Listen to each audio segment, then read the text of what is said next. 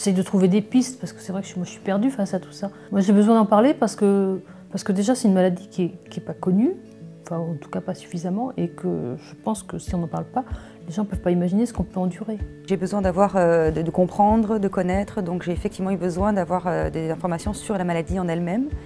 Et je me suis dit, plus j'ai d'infos, plus je peux aussi soutenir ma mère, qui elle, dans le feu de l'action, ne peut pas forcément toujours être au courant de tout savoir. Juste peut-être pour avoir la bonne réaction et peut-être les bons mots au bon moment, en tant qu'aidant d'aidant, ouais.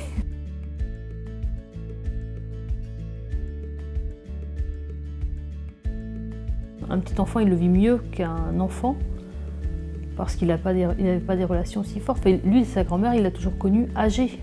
Donc déjà, enfin, toutes les anomalies que nous on avait remarquées, pour lui, c'était pas des anomalies, c'était sa mamie qui était comme ça, point.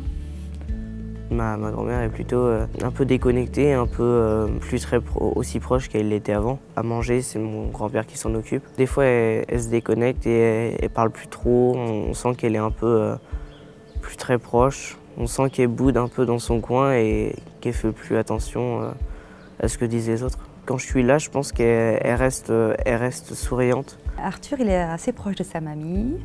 C'est quelque chose qui n'est pas forcément évident pour lui de le voir diminuer de jour en jour. Ne pas le reconnaître parce qu'elle sait qu'il est de la famille, mais elle ne le reconnaît plus vraiment, je crois. C'est une maladie qui modifie le comportement de la personne. Ça ne va pas changer sa personnalité, mais ça va l'accentuer. Elle est devenue plus susceptible, elle se frustre plus facilement. Avec les personnes qu'elle ne voit pas souvent, elle ne sait pas qui c'est, elle n'est pas moins en confiance, non. Surtout, il faut porter plus d'attention.